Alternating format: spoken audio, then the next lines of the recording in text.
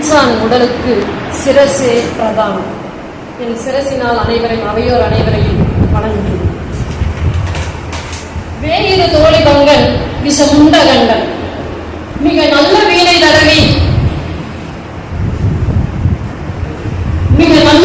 தடவி அது இறைவனோட ஒவ்வொரு வேயிறு தோழி கண்டன் மூங்கில் மாதிரி மிருதுவான தோள்களை உடைய உமையம்மை விஷமுண்ட கண்டன் சிவபெருமான் உமையர் பாகனாக இருக்கக்கூடிய சிவபெருமான் இருக்கும் போது நாட்களும் கோள்களும் நம்மளை ஒன்றும் செய்யாது என்பதை சொல்லி என்னுடைய எவ்வாறு சிவபெருமான் இருக்கையில் நம்மளுக்கு பயமில்லையோ சிவனின் சக்தியும் சிவனும் எப்படி நம்மளுக்கு பயன்படுகிறதோ நமக்கு துணையாக வருகிறதோ அதே போல் நம்மளுக்கு சக்தியாக இருந்து வழிநடத்தக்கூடிய சப்த மாதங்களை பற்றி என்னுடைய உரையை தொடங்குகிறேன்.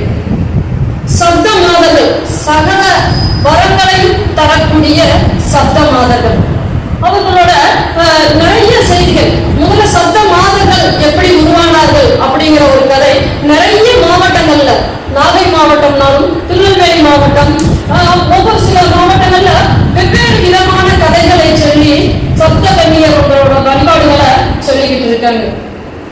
அதுல முக்கியமான முதல் சப்த கன்னியர்கள் எப்படி தோன்றினாங்க அப்படின்னு சொல்லி என்ன செய்யறோம் நம்ம பார்க்கிறோம். சப்த கன்னியர்கள் அதாவது பெண்ணோட கருவுல தோன்றாத ஒரு அசுரன் இருக்கான், அரக்கன். அந்த அரக்கன் அதாவது அவனோட இறப்பு எப்படி நிகழும்னா எந்த ஒரு கருவில் தோன்றாத பெண்ணின் மூலமாக அந்த சிசுவின் மூலமாக தான் என்னோட உயிர் என்ன செய்யணும் போகணும் அப்படின்ட்டு அந்த அரக்கன் எந்த ஒரு உயிரும் என்ன செய்யாது, சிசுவில் தோன்றாம இருக்க முடியாது. ஆனால் அரக்கன் சிசுவில் தோன்றாத ஒரு உயிரினால என்னோட உயிர் போகணும்னு சொல்லி கேட்கும் போது அப்போதான் யார் உருவாகிறாங்கன்னா உமையம்மை பார்வதி தேவியார் தன்னோட சக்தியினால ஆதிசக்தி ஆதிபராசக்தி தன்னோட சக்தியினால 7 தெய்வங்களை என்ன செய்யறாரு உருவாக்குறாரு. அவங்கதான் என்னது சப்த கன்னிமார்கள். அவங்களை உருவாக்கி அந்த அரக்கனை என்ன செய்யறாங்க அழிக்கிறாங்க அப்படின்னு புராணங்கள் சொல்லிக்கிட்டு. அதுக்கப்புறம் ஒவ்வொரு கிராமங்கள்லயும் இந்த சப்த கன்னிமார் வழிபாடுகள் அப்படின்னு சொல்லி நடத்திக்கிட்டு இருக்காங்க. எங்கன்னா திருநெல்வேலி மாவட்டத்தில் இருக்கக்கூடிய எழுவரை முக்கி அப்படின்னு இப்பயும் அந்த இடம் பேரு இருக்குது அப்படின்னு சொல்லி என்ன செஞ்சிருக்காங்க, பதிவு செஞ்சிருக்காங்க. எழுவரை முக்கி அப்படிங்கிற இடத்துல 7 சப்த கன்னியர்கள் என்ன செய்யறாங்கன்னா வரிசையில அமைச்சு முடிஞ்சு தொடக்க காலத்துல சப்த கன்னியர்கள் இருந்தாலும் இல்லாட்டாலும் செங்கல்லால என்ன செஞ்சிருக்காங்க, செங்கலாலையோ ஒரு எலுமிச்சம்பழத்தாலையோ வச்சு கன்னிமார்களை வணங்கக்கூடிய முறை இருந்தது. பெண் தெய்வ வழிபாடு. அந்த பெண் தெய்வ வழிபாட்டுல அந்த கன்னிமார்கள் குலதெய்வம் அறியாதவர்கள் கன்னிமார்களை குலதெய்வமாக பாவித்து வழிபடக்கூடிய முறையும் நம் நாட்டுப்புற மக்களிடையே என்பது நிலவி வந்தது. அதில் ஒன்றுதான் என்பது இந்த எழுவரை முக்கி. அங்க எழுவரை முக்கி எப்படி சப்த கன்னியர்கள் உருவாகினாங்க அப்படின்னா அந்த எழுவரை முக்கிங்கிற இடத்துல 7 கன்னி பெண்கள் ஆற்றில் குளிக்க போனாங்க. அந்த ஆற்றுல குளிக்க போகும்போது அங்கிட்டிருந்து ஒரு விசமம் பண்ணக்கூடிய ஒரு இளைஞன் என்ன செய்யறாரு, அவர்களோட ஆடையெல்லாம் என்ன செஞ்சாரு எடுத்துட்டு போயிட்டாங்க. எடுத்துட்டு போகும் மானம் நீக்கி என்ன செய்யக்கூடாது, நம்ம உயிர் வாழக்கூடாது அப்படின்னு நினைச்சிட்டு அந்த 7 பெண்களும் என்ன செஞ்சாங்க தண்ணிக்குள்ளேயே உள்ள மூச்சடக்கி என்ன செஞ்சாங்க இறந்து போனாங்க. அந்த 7 கன்னி பெண்களையும் என்ன செஞ்சாங்க காணுமே அப்படின்னு சொல்லி கிராம மக்கள் சொந்தக்காரங்க எல்லாரும் தேடிக்கிட்டு இருக்கும் போது ஒருத்தரோட கனவுல மட்டும் என்ன செஞ்சாங்க வந்தாங்க. இனிமேல் நடந்த நிகழ்வுகள் அனைத்தையும் என்ன செஞ்சாங்க சொன்னாங்க. இனிமே என்ன செய்யுங்க, நாங்க இந்த கரையோரத்துல நாங்க இருக்கோம், எங்களை எண்ணி என்ன செய்யுங்க, நீங்க கடவுளாக இறப்பியாக எங்களை சாமிப்பேன்னா உங்களுக்கு நல்ல ஒரு வழியை காமிப்பேன் அப்படின்னு சொன்னதுனால இப்பயும் திருநெல்வேலி மாவட்டத்துல அந்த எழுவரை முக்கி அப்படிங்கிற ஒரு இடத்துல அந்த சப்த கன்னியர்களை வச்சு சாமி கும்பிடுற வழக்கம் என்ன செய்யுது இருக்குது அப்படிங்கறத என்ன செஞ்சிருக்காங்க பதிவு பண்ணியிருக்காங்க. அதே மாதிரி அடுத்து இருக்கக்கூடிய சின்ன சின்ன சப்த கன்னியர்கள் பற்றிய செய்தி நிறைய செய்திகள் என்ன செஞ்சு நம்ம சப்த கன்னியர் கோயிலுக்குன்னு போனோம்னா எல்லா தெய்வங்களையும் வணங்கிட்டு வந்துடும். சப்த கன்னியர் அப்படியே ஒரு சும்மா சாமி கும்பிட்டு அதனோட பலன் என்ன அப்படின்னு தெரியாம என்ன செஞ்சோம் சாமியை கும்பிட்டு நம்ம வாட்ட வந்தோம். அதுக்கப்புறம்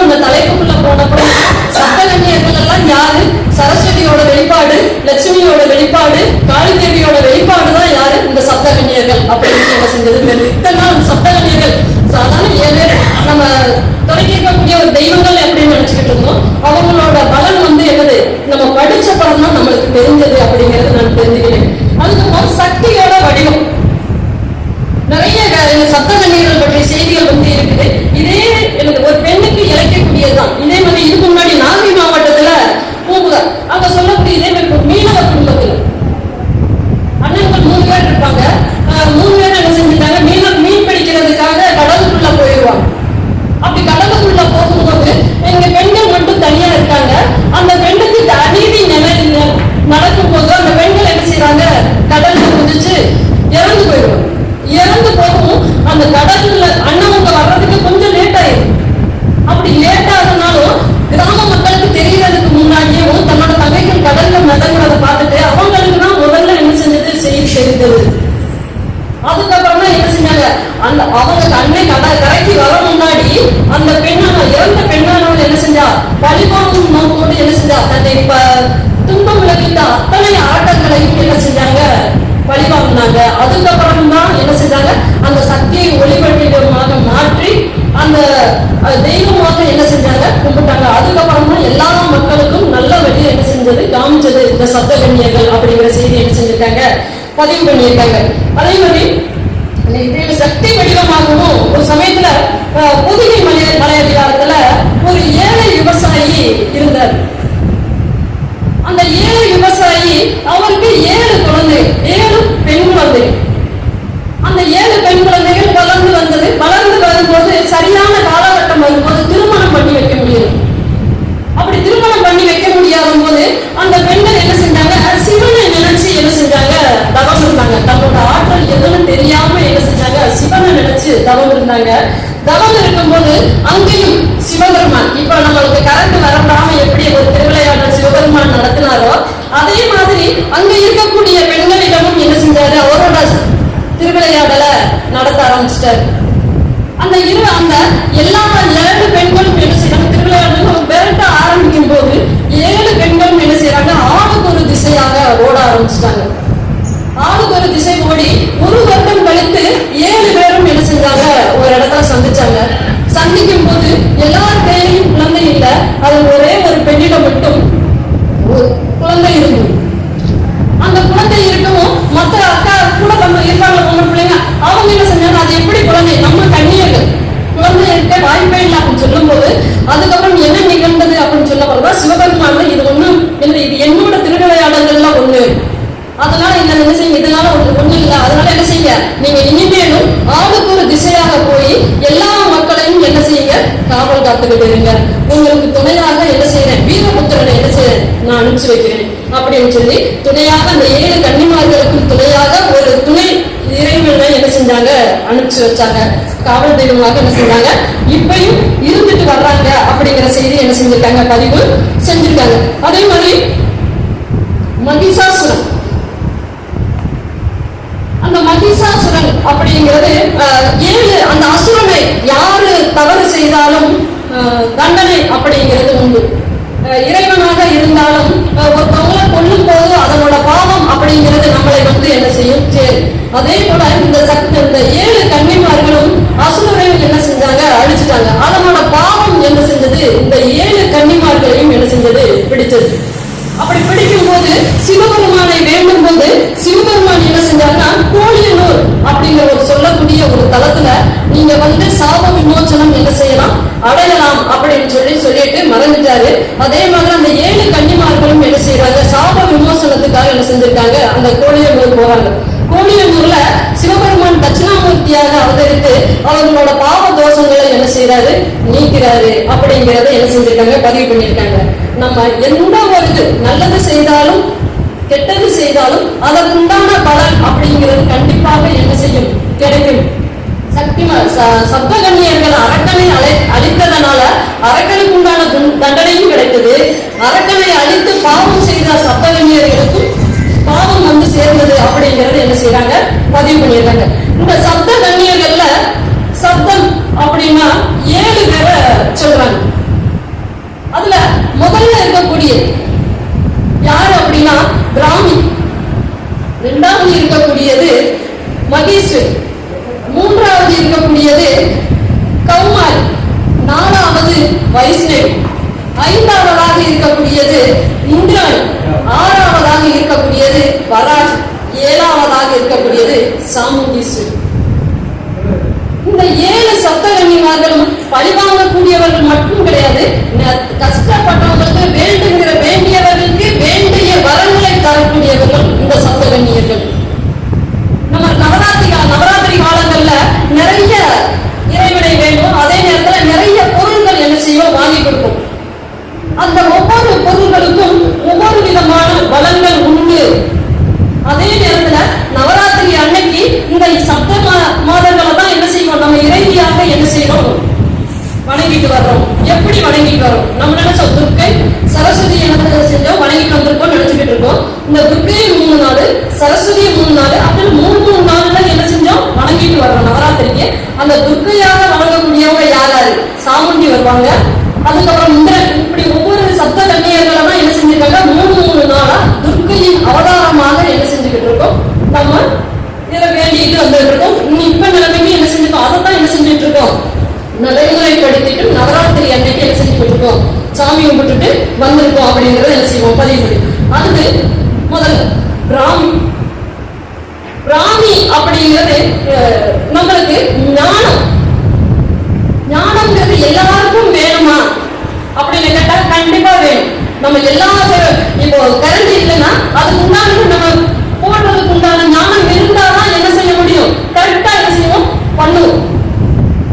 ஒரு நான் என்னோட தலைப்புல நான் பேசணும்னு நினைச்சோம்னா அதுக்கு உண்டான ப்ரிப்பேர் பண்றதுக்கு உண்டான ஞானம் வேணும். அப்ப மனிதர்களுக்கு மட்டும் ஞானம் இருந்தா போதுமா? கிடையாது. எல்லா உயிர் ஜீவராசிகளுக்கும் என்னது ஞானம் அப்படிங்கிறது வேணும் அப்படின்னு சொல்லி என்ன செஞ்சிருக்காங்க. அப்படி எல்லா ஜீவராசிகளுக்கும் ஞானம் வேணும்னா யார வேணும்னா நம்மளுக்கு ஞானம் கிடைக்கும். அப்படின்னா இந்த பிராமிய வேணும்னா கண்டிப்பா நம்மளுக்கு ஞானம் கிடைக்கும். சிந்தித்து செயல்படணும் சொல்லுவோம், எடுத்தோம் கவனித்தோம் அப்படின்னு இருக்கக்கூடாது, சிந்திக்கணும், யோசிக்கணும் சொல்லுவாங்கல்ல. அது மாதிரி இந்த பிராமிய வேண்டும் போது நம்ம சரியான முறையில சரி தவறு அப்படிங்கிறத ஆய்வு பண்ணி அதுக்கப்புறம் என்ன செய்யும், எந்த ஒரு சொல்லையும் சொல்ல ஆரம்பிப்போம். அந்த ஞானம் அப்படிங்கிறது எல்லா ஜீவராசிகள்கிட்டையும் இருக்கணும். அந்த ஜீவராசிகள் கிடைக்கிறதுக்கு உண்டான வழி எதுனா பிராமியை வணங்கும் போது நம்மளுக்கு அந்த ஞானம் அப்படிங்கிறது கிடைக்கும். முன்னே நம்மளுக்கு வேலை செய்யணும் இந்தது அப்படின்னு சொல்லி வேலை செய்யும் போதுதான் அந்த வேலை செய்யறதுக்கு இந்த பிராமி தெய்வத்தோட துணை நம்மளுக்கு வேணும் அப்படிங்கிறது. அந்த இறைவனை வேணும்னா நம்மளுக்கு நம்மளோட வாழ்க்கை பயணம் சரியாக அமையும் அப்படிங்கிறதுனால என்ன செஞ்சிருக்காங்க, அந்த பிராமி தெய்வத்தை என்ன செய்யறாங்க, வணங்குறாங்க. இந்த பிராமி தெய்வம் எது அப்படின்னா நம்ம பிராமி தெய்வம் கேள்விப்பட்டதே இல்லை. பிராமி வடநாடுகள்ல பார்த்து இருந்திருக்கலாம். ஆனா பிராமி அப்படிங்கிறது நம்ம பாட்டு பாடுவோம், மாணிக்க வீணை ஏந்தும் மாதேவி கலைவாணி. இந்த கலைவாணி தான் யாரு, பிராமி அப்படின்னு சொல்லி என்ன செஞ்சிருக்காங்க, சொல்லியிருக்காங்க. உங்களை மாதிரி இருக்கக்கூடிய பெரியவங்க பதிவு செஞ்சாங்க. எல்லாருமே நம்ம என்ன செய்யறோம், கத்துக்கிறவங்க. அந்த நீங்க உங்களை மாதிரி பெரியவங்க சொன்னால்தான் நானும் என்ன செய்யறேன் சொல்ல வந்திருக்கேன். அந்த பிராமிங்கிறது கலைவாணி அப்படின்னு சொல்லி என்ன செஞ்சிருக்காங்க, பதிவு செஞ்சிருக்காங்க. அதே மாதிரி ஆனா நாட்டுப்புற மக்களிடம் என்ன சொல்றாங்கன்னா பேச்சியம்மன் தான் என்னது பிராமி அப்படின்னு சொல்லி என்ன செஞ்சிருக்காங்க, பதிவு பண்ணி சொல்லியிருக்காங்க. இந்த அம்பிகையோட முகத்திலிருந்து தான் என்ன செஞ்சிருக்காங்க, தோன்றியவர் இந்த பிராமி அப்படிங்கறது என்ன செஞ்சிருக்காங்க சொல்லியிருக்காங்க. அண்டமுண்டர்கள் அப்படின்ட்டு அரக்கர்கள் இருந்திருக்காங்க. அந்த அண்டமுண்டர்கள் அரக்கர்களை அழிக்கிறதுக்காக சக்தி ஒரு அவதாரமா, அந்த பிராமி அவதாரமாக எல்லா சக்திகளையும் மேற்கொண்டு இருக்கிறவர் நம்ம ஆதிபராசக்தி. அந்த ஆதிபராசக்தி முதல் உருவாக்கியவர் தான் யாருன்னா இந்த பிராமி. அந்த பிராமி எல்லா சக்திகளையும் என்ன செய்யக்கூடியவர், பெறக்கூடியவர். அப்படிப்பட்ட பிராமி எப்படி இருந்தாங்கன்னா என்சான் உடலுக்கு சிரசே பிரதானம். அந்த சிரசே பிரதானம் அப்படின்னா ஆதிபராசக்தியோட சிரசுல இருந்து தோன்றியவர் தான் யாரு, இந்த பிராமி அப்படிங்கறத என்ன செஞ்சிருக்காங்க, பதிவு பண்ணியிருக்காங்க. அதே மாதிரி மகாபாரதத்திலையும் நிறைய லவண அப்படிங்கிற ஒரு அரக்கன் என்ன செஞ்சிருக்காங்க, இருந்திருக்காங்க. அந்த அரக்கனை அழிக்கிறதுக்காக சிவன் இருக்கக்கூடிய சூழாயுதம் முதல் கொண்டு என்ன செஞ்சாரு, அந்த அரக்கன் கையில வச்சிருந்ததுனால என்ன செய்ய முடியாது, அந்த அரக்கனை அழிக்கவே முடியல. அப்படி அழிக்க முடியாம இருக்கும் போது யார் வர்றாங்கன்னா ராமன் வருவார். ராமன் என்ன செய்வார்னா அவரை என்ன செய்வாரு, அழிப்பாரு அப்படிங்கிற செய்தி என்ன செஞ்சிருக்காங்க, சொல்லியிருக்காங்க. அதே மாதிரி அந்த பிராமி எந்த ஒரு பெண், ஒரு குடும்பத்துல ஒரு பெண் சொல்லுவாங்க, பெண் சரியா இருந்தா அந்த குடும்பம்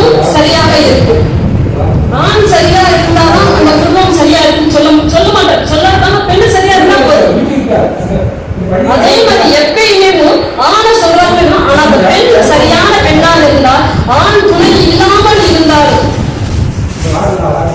பெண்ணினால ஒரு குடும்பத்தை என்ன செய்ய முடியும், சரிவர கொண்டு போக முடியும். அந்த பெண் சரியானது, அந்த ஞானம் அப்படிங்கிற அந்த பெண்ணுக்கு என்ன செய்யணும், கிடைக்கணும்னா அந்த பிராமணியோட அருள் என்ன செய்யணும், நம்மளுக்கு கிடைச்சா மட்டும்தான் அந்த குடும்பமும் நல்ல முறையில இயங்கக்கூடிய வழிகளை என்ன செய்யும், நம்மளுக்கு கடவுள் நம்மளுக்கு கொடுப்பாரு. அப்படின்றனால என்ன செய்யலாம், பிராமியையும் நம்ம வளரும். அந்த பிராமி இருக்கக்கூடிய கோயில் எப்படி இருக்குன்னா, சக்கரப்பள்ளி சக்கரமங்கை அப்படிங்கிற ஆலயங்கள் இப்பயும் இருக்குது. எங்க இருக்குன்னா, சோழ நாட்டில் இருக்கக்கூடிய தஞ்சைக்கும் கும்பகோணத்துக்கும் இடையில ஐயம்பேட்டை அப்படிங்கிற ஒரு இடம் இருக்கு. அங்கதான் இந்த பிராமி அப்படிங்கிறது இருக்குது அப்படின்னு சொல்லி என்ன செஞ்சிருக்காங்க, சொல்லியிருக்காங்க. அதே மாதிரி இந்த சப்த மாதர்கள் சிவனுக்கு பணிப்பெண்ணாகவும் என்ன செஞ்சிருக்காங்க, இருந்திருக்காங்க அப்படிங்கிற ஒரு செய்தி இருக்கு. அப்படின்னு சொல்லி இருக்க காரணம் என்னன்னா, ஒரு சமயத்துல சிவபெருமான் அடிமுடி காணாதவர். அப்படி அடிமுடி காணாதவராக இருக்கக்கூடிய சிவபெருமான பிரம்மன் என்ன செஞ்சாரு, பொய் சொன்ன காரணத்துக்காக சிவபெருமான் பிரம்மன் என்ன செஞ்சாரு, தண்டிச்சிட்டாரு. அந்த தண்டிக்க கூடாது அப்படிங்கிறதுக்காக, அந்த தண்டனையிலிருந்து வெளியே வரணும் அப்படிங்கிறதுக்காக யார் உதவி பண்ணுவாங்கன்னா, அந்த பிராமி தான் உதவி பண்ணுவாங்க. பிரம்மானாலதான் இந்த பிராமி என்ன செஞ்சாங்க, உருவாகினாங்க. பிரம்மாவோட அம்சம் தான் இந்த பிராமி. அந்த பிராமி என்ன செஞ்சாங்க, குங்குலியம் குண்டம் நிறைய யாகம் நடத்தினாங்க. அதுல முக்கியமானதுதான் என்னதுன்னா, அந்த குங்குலியம் குண்டம் அப்படிங்கிற ஒரு யாகம். அந்த யாகத்தை நடத்தி தான் சிவபெருமான் பிறந்து சாபம் வாங்காம பிரம்மனை தப்பிக்க வச்சது யாருன்னா, இந்த பிராமி. பணிப்பெண்ணாக இருந்து பிரம்மனையும் என்ன செஞ்சது, காப்பாத்துறது இந்த பிராமி தெய்வம் அப்படின்னு சொல்லி என்ன செஞ்சிருக்காங்க, சொல்லியிருக்காங்க. முதல்ல இருக்கக்கூடிய பிராமி. அடுத்து ரெண்டாவது மகேஸ்வரி. மகேஸ்வரினா அந்தகாசுரன். அந்தகாசுரன் என்ன செய்ய, நிறைய அந்தகாசுரன் இறைவன்கிட்ட வரம் வாங்கிட்டாரு. வரம் வாங்கினப்புறம் நமக்கு எதனாலையும் அழிவு ஏற்படக்கூடாது அப்படின்னு சொல்லி வரம் வாங்கும் போது சிவனாலையும் என்ன செய்ய முடியல, ஒண்ணும் செய்ய முடியல. சிவன் என்ன செஞ்சாரு, அவருக்கு தண்டனையாக அடிக்கும் போது ஒவ்வொரு சொட்டும் ரத்தம் கீழே விழுகும் போது அந்த ஒவ்வொரு சொட்டு ரத்தத்திலையும் ஒவ்வொரு அந்தகாசுரன் உருவாகும். அப்படி ஒவ்வொரு சொட்டு ரத்தத்திலையும் ஒவ்வொரு அந்தகாசுரன் உருவாகும் போது நிறைய அரக்கர்கள் என்ன செய்யறாங்க, உருவாகிறாங்க. அப்ப அந்த அரக்கர்கள் எல்லாம் அழிக்கக்கூடிய ஒரு தைரியம் யாருகிட்ட இருந்ததுன்னா, ஏன்னா சிவனை விட்டாரு, என்னால முடியாது. அவனுக்கு வரம் என்ன செஞ்சிடும், சிவபெருமான் மேக்சிமம் எல்லாருக்குமே என்ன செஞ்சாரு, கேட்கிற வரத்தெல்லாம் கொடுக்கக்கூடியவர். அது நல்லதா கேட்டதா அப்படி இல்லை, யார் வரங்கள் கேட்டாலும் என்ன செய்வாரு, கொடுத்துட்டாரு. அதே மாதிரி இந்த அந்தகாசுரனுக்கும் என்ன செஞ்சாரு, கேட்கவுமே வரங்கள் என்ன செஞ்சிட்டாரு, கொடுத்துட்டு அதற்கப்புறம் வரக்கூடிய பலனை பத்தி என்ன செய்யல, அவரு யோசிக்காதனால அந்த அவரை திருத்துறதுக்காக என்ன செய்யறாரு, அடிக்கும் போது அந்த ரத்தம் படிய அந்தகாசுரன் வரும்போது அவரை அடிக்கக்கூடிய தன்மை யார்கிட்ட இருக்குன்னா, இந்த மகேஸ்வரி இருக்கு அப்படின்னு சொல்லி என்ன செஞ்சிருக்காங்க. மகேஸ்வரி அவ்வளவு சக்தி வாய்ந்த தெய்வம் அப்படிங்கிற அந்த சப்த மாதங்கள்ல இரண்டாவதாக இருக்கக்கூடிய மகேஸ்வரி. மூன்றாவது கௌமாரி. அந்த கௌமாரி அப்படிங்கிற இப்பயும் கௌமாரி கோயில் இருக்கு. அப்ப நிறைய கௌமாரி கோயில் இருக்கு. இருந்தாலும் நம்மளுக்கு தெரிஞ்ச பக்கத்துல இருக்கக்கூடிய வீரபாண்டி கோயில் கிட்ட இந்த கௌமாரி அம்மன் கோயில் அப்படிங்கிறது இருக்கு. அதாவது வைகை நதிக்கரையில ஒரு காட்டு பகுதி. அந்த காட்டு பகுதியில ஒரு அசுரனை வெல்வதற்காக என்ன செஞ்சிருக்காங்க, கௌமாரி அம்மன் சிவன் உருவம் செஞ்சு யாகம் நடத்திக்கிட்டு இருக்காங்க, கும்பிட்டுக்கிட்டு இருக்காங்க. அப்படி கும்பிட்டுக்கிட்டு இருக்கும்போது இந்த கும்பிட்டு நம்ம அழிக்கிறதுக்காக தான் கௌமாரி அம்மன் என்ன செய்யறாங்க, இறைவனை வேண்டாங்க. அந்த அசுரனுக்கு தெரிஞ்சு அந்த அசுரன் என்ன செய்யறான், தன்னோட சக்தியினால் என்ன செய்யறான், அந்த கௌமாரி என்ன செய்யறான், அழிக்கிறதுக்காக வரும். அப்படி அழிக்கிறதுக்காக வரும்போது அதுல அறிந்த யார், கௌமாரி அம்மன் அவங்களுக்குள்ள பக்கத்துல இருக்கக்கூடிய அருகம்புல், அந்த அருகம்புல்ல பிடுங்கி அந்த அசுரன் மேல என்ன செய்யறாரு, அதாவது முக்கால் படையாக உருவாக்கி ஆயுதமாக உருவாக்கி என்ன செய்யறாங்க, எறிகிறாங்க.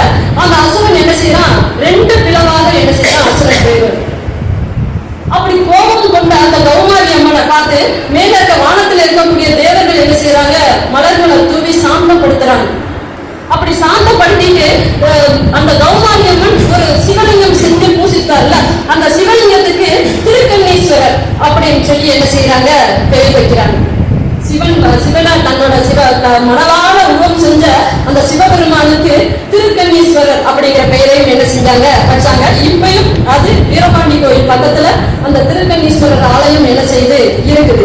அதே மாதிரி அதுக்கு முன்னே அந்த ஆலயத்தோட சிறப்புகளையும் சொல்லி வச்சிருக்காங்க. என்னன்னு சொல்லி வச்சிருக்காங்கன்னா, மதுரையை தலைநகரமாக ஆண்ட வீரபாண்டியன். அந்த வீரபாண்டியன் என்ன செய்யறாரு, தன்னோட ஊழ்வினையால 2 கண்களை 2 பார்வையும் இழந்தவராயிட்டார். அப்போ சொல்லுவாங்க, நமக்கு ஏதாவது ஒரு துன்பம் வரும்போது இந்த இடத்துக்கு போக உங்களுக்கு சரியா போயிடும் சொல்லுவாங்களா. அது மாதிரிதான் இவர்களும் என்ன செஞ்சிருக்காங்க, இந்த வீரபாண்டி கோயில்ல இருக்கக்கூடிய கௌமாரி அம்மனை போய் வணங்கினா கண்டிப்பா என்ன செய்யும், உங்களுக்கு சரியா போகும். அங்க என்ன செஞ்சிருக்காரு, திருக்கண்ணீஸ்வரர் இருக்காரு. அப்ப நீங்க அங்க போங்க, கண்டிப்பா என்னது உங்களுக்கு சரியாயிரும் அப்படிங்கறத என்ன செஞ்சாங்க, பதிவு பண்ணாங்க. அப்படியா, சரி போவோம். வீரபாண்டி கோயிலுக்கு அந்த வீரபாண்டிய மன்னனும் என்ன செய்யறாரு, போறாரு. அவங்க போகும்போது சிவன் பெருமானை பார்த்து என்ன செய்யறாரு, ஏற்கனவே ஏன்னா அவரோட மன்னனோட கனவுல வந்து என்ன செய்யறாரு சொல்றாரு, இங்க வந்து நீ சாமி கும்பிட்டா உனக்கு பார்வை மீண்டும் என்ன செஞ்சிடும் வந்துடும் சொல்லும் போது அவர் அந்த கோயில நாடி போகும்போது முதல்ல என்ன செய்யறாருன்னா திருக்கண்ணீஸ்வரர் போய் வணங்குறாரு. ஒரு கண்ணு கிடைக்குது. அதுக்கப்புறம் இன்னொரு கண்ணை போய் என்ன செய்யுது, கௌமாரி அம்மனை போய் வேண்டும் போது மறுகண்ணும் என்ன செய்து அவருக்கு கிடைக்குது.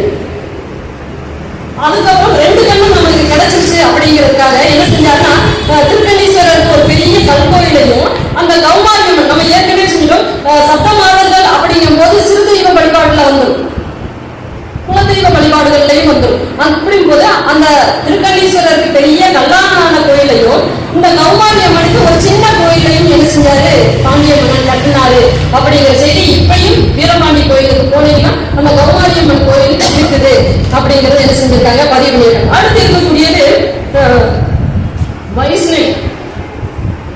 இந்த வைஷ்ணவி ஜம்மு காஷ்மீர் நம்ம கிராமங்கள்ல நம்ம இந்த பக்கம் நம்ம என்ன செய்யலாம், அந்த வைஷ்ணவி கோயில் அப்படிங்கிறது நம்ம தெரிஞ்சுக்கிட்டது இல்லை.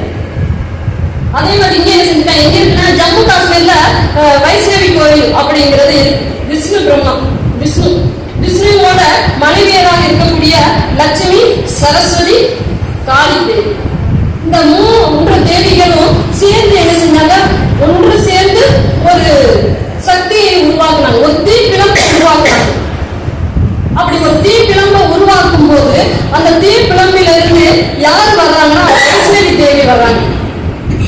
வைஷ்ணவி தேவி வரவும் வைஷ்ணவி தேவிக்கு அந்த 3 தேவியர் கேட்கிறாங்க, எதற்காக என்ன செஞ்சீங்க, இந்த ஒளி வடிவமான வைஷ்ணவி தேவி வந்தாங்க பதிவு பிரகாசமா அழகு, அப்படி எதுக்காக என்னை அழைத்தீர்கள் சொல்லி கேட்கும் போது அதுக்கப்புறம் என்ன செய்றாங்க, இதுக்கு முன்னாடி ரத்னாகர் அப்படிங்கிற ஒருத்தர் இருக்காரு, அவர் நீண்ட நாட்களாக குழந்தை பேர் இல்லாம இருக்காங்க.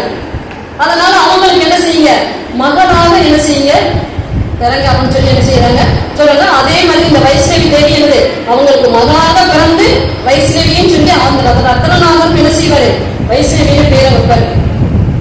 குறிப்பிட்ட காலங்கள் போய்கிட்டே இருக்கும். இந்த வைஷ்ணவி தேவி எந்த ஒரு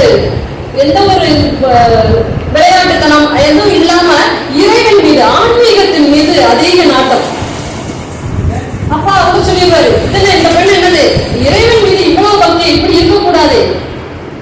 நம்ம ஊர்கள் எல்லாம் பெண் வந்து கொஞ்சம் கம்முன்னு அமைதியாக இருந்தா நம்ம என்ன செய்வோம், ஏதாவது வேப்பிலை அடிக்கணும், ஜாதகத்தை தூக்கிட்டு போய் பார்ப்போம் சொல்றது பழக்கம். அதே மாதிரி இந்த ரத்னாகரும் என்ன செய்யறாரு, நம்மளோட பெண் ஆன்மீகத்துல இப்படி நாட்டம் கொண்டுட்டா அப்படிங்கிறதுக்காக என்ன செய்யறாங்கன்னா ஜாதகத்தை தூக்கிட்டு என்ன செய்யறாங்க அங்க இருக்கக்கூடியவங்கள்ட்ட காமிக்கிறாங்க. வைஷ்ணவி தேவியோட ஜாதகத்தை பார்த்துட்டும் இந்த பெண் இறைவனோட அம்சம், இந்த பெண் அவளோட நிலையிலேயே என்ன செஞ்சிருங்க விட்டுருங்க, அவளை மாத்தணும் அப்படிங்கிறது என்னது நடக்காத செயல் அப்படின்னு சொல்லவும் அதே மாதிரி அவங்களும் என்ன செஞ்சிருக்காங்க சொல்லிட்டாங்க, இன்னும் அப்படியே என்ன செய்யணும், அந்த பெண் அப்படியே இருக்கட்டும் அப்படின்னு சொல்லி என்ன செஞ்சாங்க விட்டுட்டாங்க. ஒரு அப்படியே நின்றுட்டு அந்த ஆன்மீக அடிப்படையிலேயே என்ன செஞ்சிருக்காங்க வைஷ்ணவி தேவி போயிட்டு இருக்காங்க. விஷ்ணுவோட அவதாரம் வைஷ்ணவி. அப்படி அவளை ஒரு சமயத்துல அப்படி உட்கார்ந்து எல்லாருக்கும் என்ன செய்ய ஆன்மீக சொற்பொழிவு ஆற்றிக்கிட்டு இருக்கும்போது அங்கிட்டு யார் வர்றாங்கன்னா ராமர் வருவார். ராமரை பார்க்கும் வைஷ்ணவி தேவிக்கு ஞாபகத்துக்கு வந்துருச்சு, ராமர் தான் தன்னை என்ன செய்ய போறாரு, திருமணம் பண்ணக்கூடியவர் அப்படின்னு நினைச்சு என்ன செய்யறாங்க கூப்பிடுறாங்க.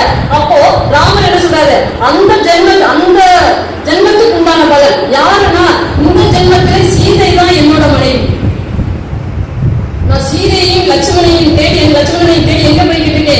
இலங்கைக்கு போய்கிட்டு இருக்கேன்.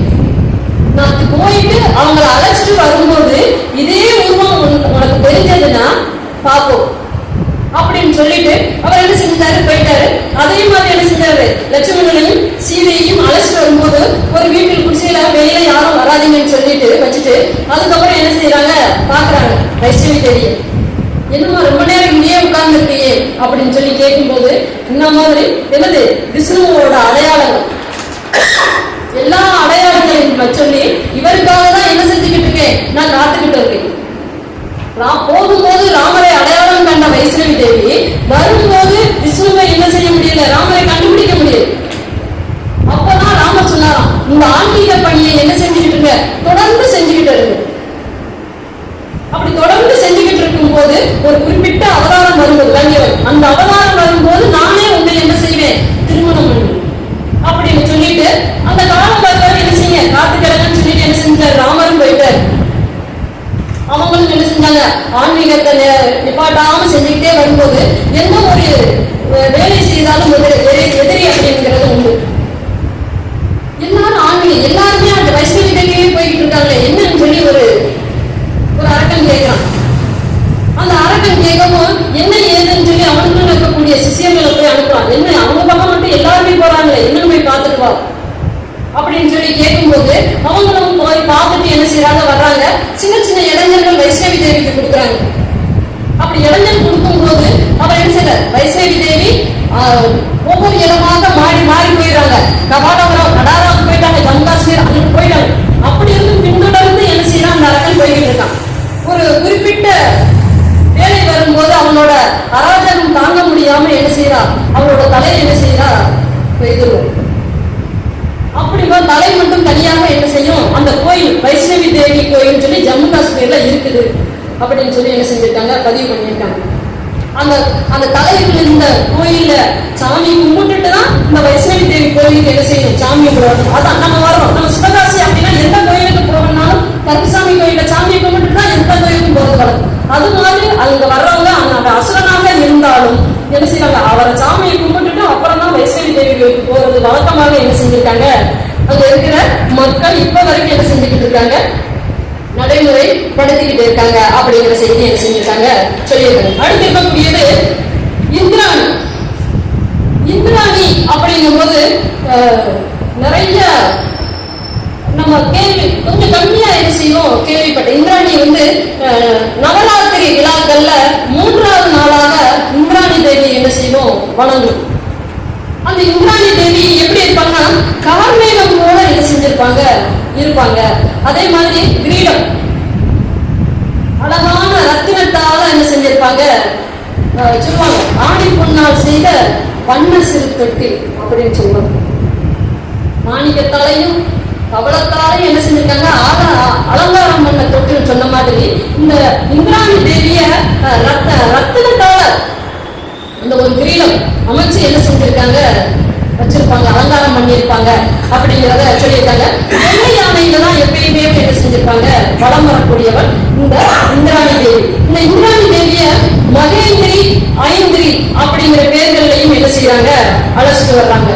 அப்படி அழைச்சிட்டு வரும்போது இந்திராணி தேவியும் என்ன செய்யறாங்க, எல்லா மக்களுக்குமே எல்லா தேவியர்களும் என்ன செய்யறாங்க, கஷ்ட காலத்துல உதவக்கூடியவர்களாக தான் என்ன செஞ்சிருக்காங்க.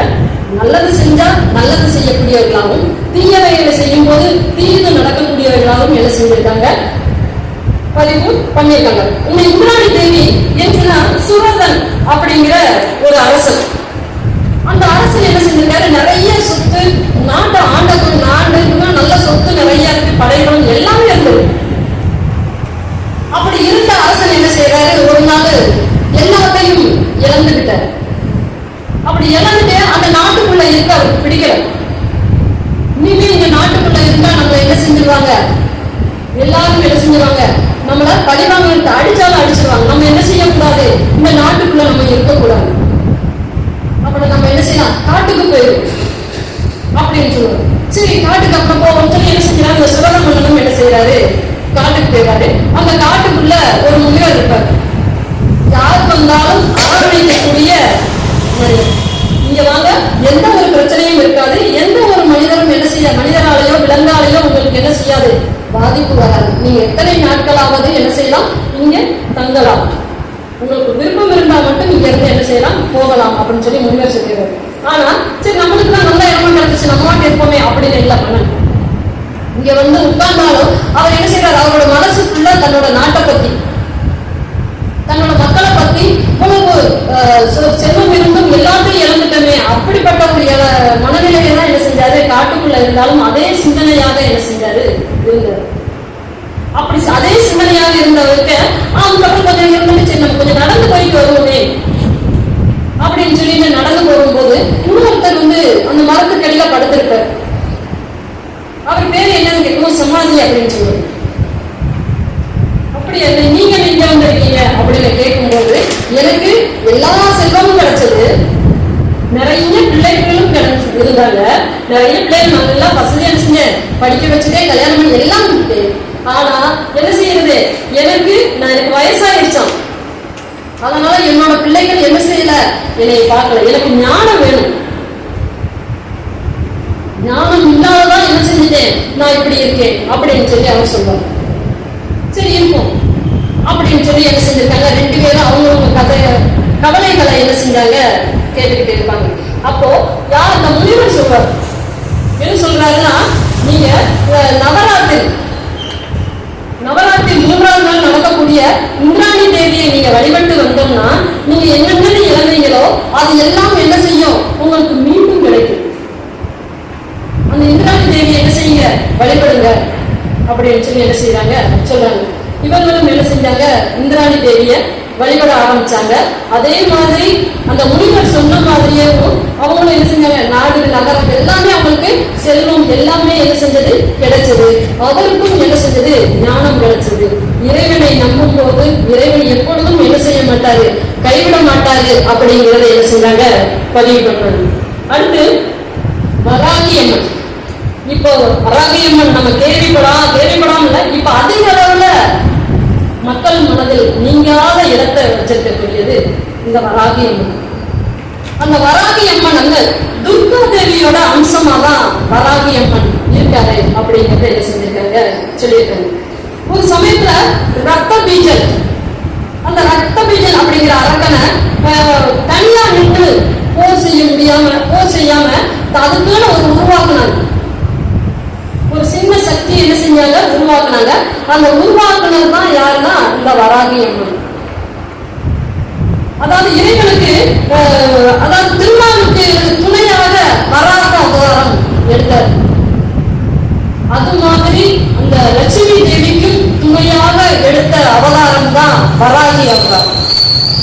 அந்த வராகி அவதாரம் இப்பதான் நம்ம சப்தமாதர்கள் இப்பதான் ஆரம்பிச்சிருக்காங்க. இதுக்கு முன்னாடி சப்தமாதர் பழங்காலத்துல இருந்தே சப்தமாதர்கள் பற்றிய செய்தி இருந்துகிட்டே இருக்கு. இலக்கியங்கள் சொல்லுது, புராணங்கள் சொல்லுது.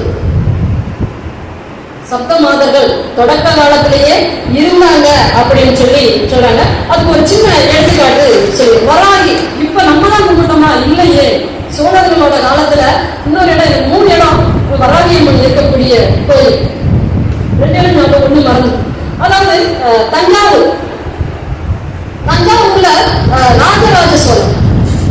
நம்ம எப்பயுமே ஏதாவது ஒரு விசேஷம் வீடுகள்ல செய்யும் போது காணிக்கையாக குலதெய்வத்திற்கு வைத்துட்டு வேலையை ஆரம்பிக்கிறது வரும். அதே மாதிரி ராஜராஜ சோழனும் கோயில் பெருமுடையார் கோயில் கட்டுறதுக்காக இடம் பார்த்துக்கிட்டே இருக்காரு. இடம் எங்கே கட்டணும் அப்படிங்கிறது ராஜராஜ சோழனுக்கு தெரியல. அப்போ தெரியாத போது யாரு வழிவிட்டாங்கன்னா இந்த வராகி. அந்த வராகினா என்ன செஞ்சது, அந்த கோயில் கட்டக்கூடிய இடத்தை என்ன செஞ்சாங்க, காமிச்சு கொடுத்து ராஜராஜ சோழன். அந்த தஞ்சாவூர்ல இருக்கக்கூடிய வராகி அம்மனுக்கே தனி ஒரு கோயில ராஜராஜ சோழன் கட்டி இருக்காரு. இப்ப நம்ம அலங்காரத்துல வராகியோட அலங்காரம் பண்றோம், ஆனா கோயில் தஞ்சாவூர்ல ராஜராஜ சோழனால என்ன செஞ்சிருக்காங்க, கட்டியிருக்காங்க. அடுத்து இருக்கக்கூடியது உத்தரகோச மங்கை. ராமநாதர் மாவட்டத்துல இருக்கக்கூடிய உத்தரகோசை மங்கை அப்படிங்கிற இடத்துல வராகியோட கோயில் இருக்குது அப்படின்னு சொல்லி என்ன செஞ்சிருக்காங்க, பதிவு செஞ்சிருக்காங்க. ஏன்னா எப்பயுமே நம்ம ராமநாதர் மாவட்டம் அப்படின்னாலே ஊர்கள் ஒவ்வொரு பெருமை. சிவகாசி அப்படின்னாலே பட்டாசுக்கு பஞ்சமே இல்லை. ராமநாதபுரம் மாவட்டம் அப்படின்னாலே எல்லாம் நினைப்போம், ஐயோ தண்ணி இல்லாத காடு அப்படின்னு சொல்றதுதான் வழக்கம். ஆனா அப்படிப்பட்ட தண்ணி இல்லாத காடாக இருக்கக்கூடிய ராமநாதபுரம் மாவட்டத்துல அங்க உத்தரகோசை மங்கையில ஒரு குளம் இருக்கு. அந்த குளத்துல எங்கெல்லாம் தண்ணி இல்லாம போனாலும் அந்த குளத்தில் மட்டும் எப்பொழுதும் தண்ணி குறைவே இல்லாமல் நிறைந்திருக்கு. மழை பெய்தாலும் பெய்யாட்டாலும் குளத்துல தண்ணி இருக்கு. அந்த குளத்துல இருந்து இந்த நீர் மோந்து வந்து என்ன செய்யறாங்க, அந்த உத்தரகோச மங்கையில ஒரு அம்மிக்கல், நிறைய அம்மிக்கல் இருக்கு. அந்த நிறைய இருக்கக்கூடிய அந்த அம்மிகளை என்ன செய்யறாங்க, தண்ணி மோந்துட்டு வந்து அந்த அம்மிக்கலை சுத்தம் செஞ்சு மஞ்சள் பொடி அரைப்பாங்க. மஞ்சள் பொடி அரைச்சு என்ன செய்யறாங்க, சாமிக்கு பூசுவாங்களாம். சாமிக்கு இதற்கு முன்னாடி பூசி இருக்கக்கூடிய மஞ்சள் பொடியை எடுத்துட்டு வந்து சாப்பிட்டு நம்மளுக்கு அதாவது சரியான முறையில நம்ம வேண்டக்கூடியது, இன்னொருத்தருக்கு பாதிப்பை உண்டான வகையில வேண்டக்கூடிய எந்த ஒரு நிகழ்வாக இருந்தாலும் இறைவன் என்ன செய்வாருன்னா செஞ்சு கொடுப்பாரு அப்படிங்கிற ஒரு நம்பிக்கை இப்பயும் ராமநாதபுரம் மாவட்டத்தில் இருக்கக்கூடிய உத்தரகோசை மங்கையில என்ன செஞ்சுட்டு இருக்காங்க, அந்த இறைவனுக்காக அந்த மஞ்சள் அரைச்சு அந்த குளத்துலதான் தண்ணி ஊற்றுவாங்க. அவ்வளவு சுத்தமாக இருக்குது. தண்ணி ஊற்றுட்டு வந்து அந்த அரைச்சு சாமிக்கு கொடுத்துட்டு சாமி கொடுக்குற மஞ்சளை சாப்பிட்டு தன்னோட குறைகள் எதுவாக இருந்தாலும் இறைவனிடம் முறையிட்டு என்ன செய்யறாங்க, அதை நிவர்த்தி செய்யக்கூடிய இடமாக இந்த உத்தரகோசை மங்கையில் இருக்கக்கூடிய அந்த வராகியை எல்லாருக்கும் சகல வரங்களையும் தரக்கூடியவராக என்ன செய்யறாங்க இருக்காங்க அப்படிங்கிற செய்திய சொல்லியிருக்காங்க. அடுத்து இருக்கக்கூடியது சாமுண்டி. அந்த சாமுண்டி அப்படிங்கிறது முன்னாடி ஒரு காலத்துல மைசூர், அந்த மைசூர் நகரமானது மகிஷாசுரன் அப்படிங்கிற ஒரு மன்னனால தான் என்ன செஞ்சாங்க ஆண்டு வந்துட்டு இருக்காங்க அப்படிங்கிற செய்தி இருக்குது. அந்த மகிஷாசுரன் ஒரு அரக்க மன்னன். அந்த அரக்க மன்னன் ஆண்டுட்டு அங்க இருக்க மக்களுக்கெல்லாம் என்ன செஞ்சிருக்காரு, தொல்லைகள் கொடுத்துட்டு வந்திருக்காரு. அப்படி தொல்லைகள் கொடுக்கும் போது அந்த அதுக்கப்புறம் அந்த மைசூர் எப்படி மகிஷா அப்படின்னு ஆரம்பிச்சாங்க. இந்த மகிஷாசுரன் ஆண்டதுனால மகிஷான்னு அந்த சொன்ன பேரு அதுக்கப்புறம் மறுபடி என்ன செஞ்சிருச்சு, மைசூராக ஆயிடுச்சு அப்படின்னு சொல்லி என்ன சொல்லியிருக்காங்க. அந்த மகிஷாசுரனை அடக்கிறதுக்காக தான் யார் வர்றாங்கன்னா இந்த சாமுண்டி வர்றாங்க. அந்த சாமுண்டி தான் என்ன செய்யறாங்க, அந்த மகிஷாசுரனை அடக்குறாங்க. அடக்கி அங்க மைசூர்லயே என்ன செஞ்சிருக்காங்க, சாமுண்டி தங்கிறாங்க. இப்பயும் ஆடி மாதத்துல வெள்ளிக்கிழமைகள்ல இந்த சாமுண்டி விழாக்கள் என்ன செஞ்சிருக்காங்க, மைசூர்ல என்ன செஞ்சுக்கிட்டு இருக்காங்க, கொண்டாடிக்கிட்டு இருக்காங்க அப்படிங்கிற செய்தி என்ன செஞ்சிருக்காங்க, பதிவு செஞ்சிருக்காங்க.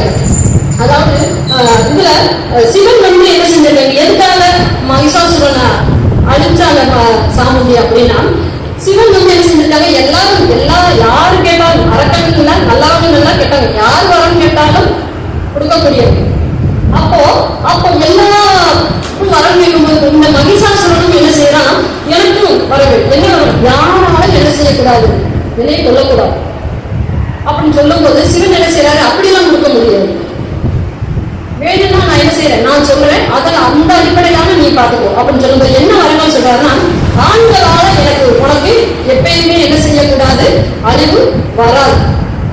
இரண்டாவது விலங்குகளாலையும் என்ன செய்யாது, வராது.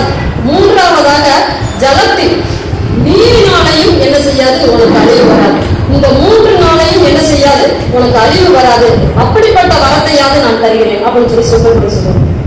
சரி தாங்க. ஏன்னா மகிஷாசுரனுக்கு ஒரு கர்வம், இந்த 3 நாளா அழிவுனா ஒரு பெண்ணுனால எப்படி நம்மளுக்கு அழிவு வரப்போகுது, அவ்வளவு பலசாலியா பெண் அப்படின்னு சொல்லி முதலில் தொடக்கத்துல எப்பயுமே தாய்வழி சமூகமாக தான் இருந்தது. அதற்கு பின்னாடி என்ன செஞ்சோம், தந்தை வழி சமூகமாக என்ன செஞ்சது மாறுது. அது மாதிரி இந்த பெண்ணால என்ன செய்ய முடியும் அப்படிங்கிறது வரும்போது பெண்ணு தான் கடைசியா சாமுண்டி தான் என்ன செய்யறா, பார்வதி தேவி தான் என்ன செய்யறாங்க, சாமுண்டியாக மாறி மகிஷாசுரனை என்ன செய்யறாங்க, வதம் செய்யறாங்க அப்படிங்கிற செய்தி என்ன செஞ்சிருக்காங்க, பதிவு பண்ணியிருக்காங்க. அதே மாதிரி நம்ம நினைக்கிற சப்தமாதங்களை நம்ம வேண்டல நம்ம மறந்துட்டு வேண்டாம் இல்ல, ஒவ்வொரு வருடமும் நவராத்திரி விழா எப்பயுமே கொண்டாடுவது வழக்கம். அந்த நவராத்திரியில சப்த மாதங்களையும் என்ன செய்யணும், நம்மளை அறியாமலேயே என்ன செய்யறோம், நம்ம நினைக்கிறோம் துர்க்கையையும் லட்சுமியையும் சரஸ்வதியும் மட்டும்தான் என்ன செய்யறோம் வேண்டும்னு நினைச்சுக்கிட்டு இருக்கோம். ஆனா நம்மளை அறியாமலே சப்த மாதங்களையும் என்ன செஞ்சுக்கிட்டு இருக்கோம் வேண்டிக்கிட்டு இருக்கோம். எப்படின்னா நவராத்திரியும் போது நம்ம என்ன செய்யறோம், வீட்டுக்கு வர்றவங்களுக்கு நிறைய பொருட்கள் நம்மள சரி இந்த 100 ரூபாய்க்கு ஏதாவது பொருள் 50 ரூபாய்க்கு அப்படி நம்மளுக்கு என்ன தேவையோ அந்த தேவையின் அடிப்படையில நம்ம பொருளை வாங்கி கொடுக்கணும். அப்பனா எந்த பொருளை வாங்கி கொடுத்தா என்ன பலன் கிடைக்கும் அப்படிங்கிறத என்ன செஞ்சிருக்காங்க, நவராத்திரியில செஞ்சிருக்காங்க. ஒரு மகத்துவம் வெத்தலை பாக்கு வாங்குவது சக்தியோட அம்சம், நம்மளுக்கு அவரோட அனுகிரகம் என்ன செய்யும், நம்மளுக்கு கிடைக்கும் அப்படின்னு சொல்லி என்ன செஞ்சிருக்காங்க சொல்லியிருக்காங்க. அதுக்கப்புறம் மஞ்சள் குங்குமம் சரடு தாலி சரடு, அந்த சரடு வாங்கிட்டு வந்து திருமணம் வரும் நம்மளுக்கு கிடைக்கும், சுமங்கலி தன்மை நமக்கு நிலச்சி இருக்கும் அப்படிங்கறத என்ன செஞ்சிருக்காங்க பதிவு பண்ணியிருக்காங்க. அதே மாதிரி வழியில் வாங்கி தரும்போது மன சஞ்சலம்ங்கிறது என்ன செய்யும், நம்மளுக்கு நீங்கி இருக்கும் அப்படிங்கறத பதிவு பண்ணியிருக்காங்க. அடுத்து சீப்பு கண்ணாடி, அது 2 வாங்கி தரும்போது கணவர்களோட ஆரோக்கியம் கிடைக்கும், ஆயுள் விருத்தி கிடைக்கும் அப்படிங்கறத சொல்லியிருக்காங்க. அடுத்து கண்மை மருதாணி பூ அப்படிங்கறத வாங்கி கொடுக்கும் போது திருஷ்டி, நம்ம கிட்ட இருக்கக்கூடிய அந்த திருஷ்டி, கண் திருஷ்டி மெயினா இருக்கக்கூடியது கண் திருஷ்டி, அந்த திருஷ்டிகள் அப்படிங்கிறது என்ன செய்யும், நம்மளை விட்டு நீங்கும். அப்படிதான் அதனாலதான் இந்த பொருள்கள் எல்லாம் என்ன செய்யும், நம்ம வாங்கி கொடுக்கிறோம் அப்படிங்கறத என்ன செஞ்சிருக்காங்க பதிவு பண்ணியிருக்காங்க. நவராத்திரி வந்து 3 நாட்களாக என்ன செஞ்சிருக்காங்க சொல்லியிருக்காங்க. முதல்ல இருக்கக்கூடிய 3 நாள் துர்க்கையாகவும், அடுத்து இருக்கக்கூடிய 3 நாள் லட்சுமியாகவும், அடுத்து இருக்கக்கூடிய 3 நாள் சரஸ்வதியாகவும் என்ன செஞ்சிருக்காங்க வேண்டிட்டு இருந்திருக்கோம். அதுல முதல் நாள் துர்க்கையாக யார் வேண்டும்னா சாமுண்டியையும், 2வது நாள் வராகியையும், 3வது நாள் இந்திராணியையும் என்ன செஞ்சிருக்கோம், துர்க்கையின் அம்சமாக இந்த 3 சப்த மாதங்கள்ல இந்த 3 பேரை என்ன செஞ்சுட்டு இருக்கோம் வேண்டிட்டு வந்துருக்கோம். அடுத்து இருக்கக்கூடிய லட்சுமியோட அவதாரமாக யார் வேண்டும்னா வைஷ்ணவியையும், மகேஸ்வரியையும், கௌமாரியையும் என்ன செய்யறோம் வேண்டும். அடுத்து இருக்கக்கூடிய சரஸ்வதிய சாம்பவியாகவும், நரசிம்மதாரியாகவும், சரஸ்வதியாகவும் அந்த 9 நாட்கள் என்ன செய்யறோம், நவராத்திரி அன்னைக்கு என்ன செஞ்சுக்கிட்டு இருக்கோம் வேண்டிக்கிட்டு இருக்கோம். சப்த மாதத்துல நினைச்சுக்கிட்டே இருக்கிறதுனாலதான் நம்மளும் என்ன செஞ்சுக்கிட்டு இருக்கோம், நல்லா வந்து எப்பயுமே நல்லது நடந்தா, நல்லது நினைச்சா நல்லது மட்டும் தான் இறைவன் என்ன செய்வாரு நமக்கு கொடுப்பாரு. அதனால நம்ம நல்லது மட்டும் செஞ்சுக்கிட்டு போயிட்டே இருப்போம் அப்படி நினைச்சிட்டு